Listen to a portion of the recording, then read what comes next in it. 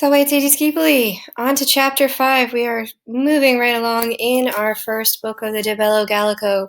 Again, a longer one, but just one chapter for this, or just one video for this chapter.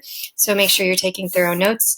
You will have your usual Google form check-in, as well as a discussion question at the end of the day after you've watched this video. So make sure your notes are good because you can use those when you are completing those. Okay. If you have any questions, remember, reach out to me over email or post a comment on Google Classroom. As long as it's not too late, I will respond. And let's get started. So be ready to take some notes. Last we left off in the story, we had Orgetorix at his trial. He was found out for his conspiracy, and he managed to escape, actually having to plead his case. But when the Helvetians finally tracked him down, as it turned out, he was already dead.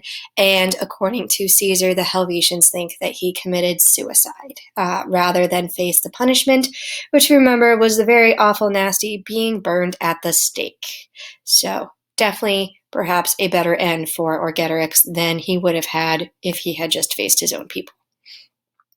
Starting with chapter 5, though, we're going to figure out what do the Helvetians decide to do now that their guy who came up with this whole idea is out of the picture. Will they give up or will they continue on with their plan? They've been making all of these preparations after all. Is it time to throw in the towel? As we find out, not so much. So we start off with, of course, our reminder that this is after Orgetorix's death. So Eus here is going to be referring to Orgetorix, no longer in our sentences, referring back to him from the previous chapter. So we have post Eus mortem, after his death. Nihil o minus here, by no less, or you could even just say nevertheless for this. And then our subject is the Helvetians. But we have to go down to conantor for our verb. Remember, conor, conari is a deponent verb. It looks passive, but it translates active. They attempt, and then we have a complementary infinitive, facere, to do. And its direct object comes back up here to id, the thing. That's super specific. He's going to explain in a relative clause, quod constituerant, which they had decided. So quod refers back to id. And then we have a little purpose, or maybe even a result clause, unclear, probably a purpose clause, or even, it honestly could be an indirect command coming with constituerant. Either way, it's some kind of ut clause, and we're going to translate this ut as to. So as you can tell, I'm not even super convinced on which kind of ut clause it is. I would never put on a test, hey, what kind of ut clause this is, because it's a very unfair question. Sometimes they're not super easy. Please ignore the scratching now, as you may have just heard. That is my cat getting antsy from his at-home confinement. He's being a punk. Anyway, 2. So the thing which they decided, to exeunt, to depart a finibus suis, from their borders. So it turns out the plan is on. Even though Orgetorix, who came up with it, is gone, the Helvetians still think it's a pretty good plan. They just didn't like the guy who was in charge.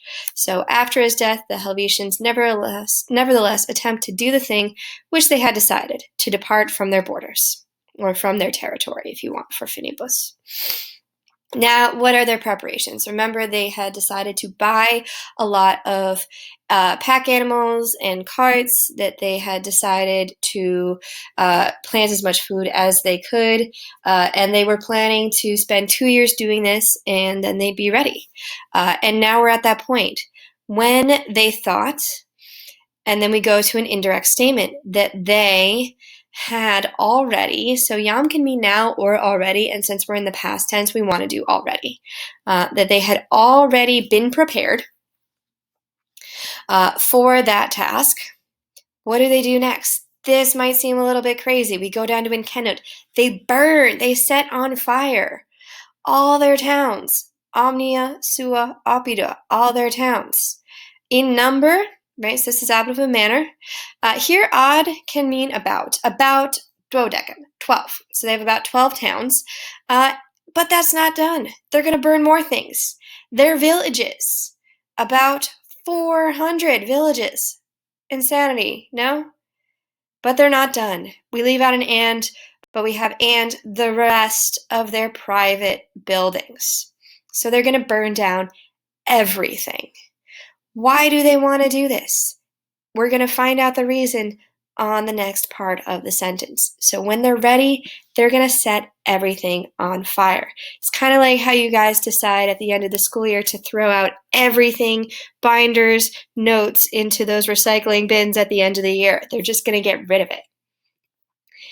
They're also going to burn a few more things. We go to comburrunt as our next verb.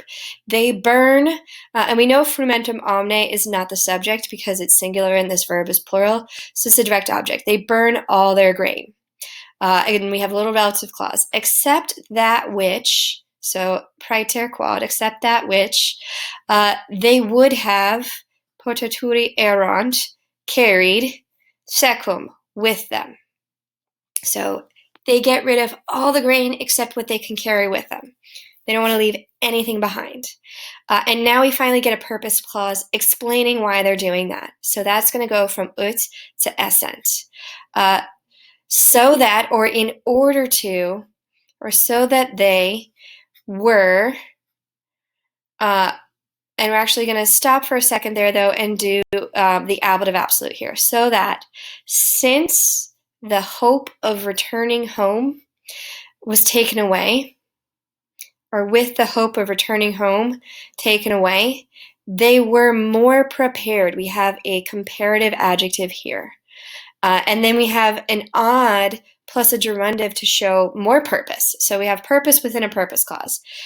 For the purpose of undergoing, or just to undergo all the dangers. Right? So we have to think about this. Why would this make them more prepared? If they don't have a home to go back to, they are all in. They have to do it. They have to survive. Because there's no exit plan. There's no safety net.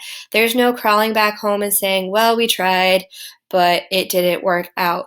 They are more likely to fight tooth and nail to achieve what they've got to achieve. Now, you might think this is crazy. You might think that this is a bad decision, but you have to admire them for their courage, that they are super committed to their plan. I'll let you guys comment on that in our discussion question, of course. Our finishing thought here, we have they order quemque, each person. So that's who gets ordered. And then we get them ordered what they're going to do. They're going to carry away. So they order each person to carry away. And then we have the direct object of what they're going to carry away. This is ground up food stuff. Right? So this is probably going to be like your cornmeal, your flour, things to make bread with. With them, Sibby, from home for 3 months. Ground up food stuff for 3 months. So they order each person to carry away from home with them ground up food stuff for 3 months. And that's an accusative duration of time there. Right? So 3 months of food. From that point, hopefully they will have conquered somebody, or they will have been able to forage for food along the way, but that's all they're going to carry with them. So everything else getting burned because they don't want anything to go back. And if they're going to end up fighting enemies, they don't want enemies to get that stuff either. And this is a tactic that you see in a lot of wars that we're going to see later on in our discussion of the Gallic War, where stuff gets really drawn out in year 7, where they start setting fire to things just so that the Romans can't get it, or just so the Romans will set fire to things so that the Gauls can't get it. It becomes one of those all-out war tactics, and very harsh, and can cause a lot of problems, as you'll see. All right, there's a little bit more here. I'm sorry. They've got a few more things that they're going to do. They persuade, and then remember we persuade people in the dative, the Rauraki, and the Tulinges, and the Latobroges, so check down here to see how we're going to do those in English. They're neighbors, they're finitimis. And what do they persuade them to do? We have an indirect command. To set out, una, together, cum iis, with them. And then we have another ablative absolute here. So again, if you're struggling with the ablative absolutes, definitely check out the videos on those. If you're having trouble finding them, I'll link them for you. Just email me and I'll share them with you. So they set out together with them. We're going to translate this, after their own towns and villages had been burnt. So not only do the Helvetians burn their stuff, but they're also going to burn the Rauraki, the Tulinges, and the Latabroges stuff. And we know it's them because they're the ones who are doing the Proficus contouring. So that's what Suis is referring to. It's those guys. So they get 3 different tribes. Again, these are not the tribes that Orgetorix picked. These are different tribes, but still local to them. We'll look at where they are on the map in just a second. And they're going to get one more tribe, but this is accusative, so we actually want to keep going down until we find our verb. The Helvetians is the subject of this. They accepted the Boyoi. Great name, isn't it? The Boyoi, I'd say, among them as allies. And we're going to have a relative clause explaining who the Boyoi are. They had lived across the Rhine. So they're across the river from the Helvetians and had crossed into the Norican land. So that's even further east, I'll point out to you on the map, and had besieged Norea. Okay, so they're bringing with them some local peoples. Again, they want to make sure that those guys are on their sides, and they're bringing a tough ally with them. So Orgetorix's plan is not a bad one. He just went about it the wrong way, trying to get more power for himself rather than putting the common good of the Helvetians first. And this is something that we see happening amongst the Gauls. It's something that makes alliances really tough amongst them, because you do have in these social structures nobles who are a bit self-serving. Zeus, stop scratching on the scratching thing. I'm trying to talk here. Ignore the cat. Okay. And last but not least, we're going to talk about the map here. Remember, Helvetia is here. You see the Boyoi there. The Tulinge are right over there. Now, unfortunately, the Rauraki, who are right about here where you see my cursor along the border with the Sequani, they don't merit a label on here because this map is really pointing out the more important tribes, and the Latobroges are also in this territory as well. The Noria, who we mentioned, are actually even further east, pretty much into the Alps, further into Germany and Switzerland.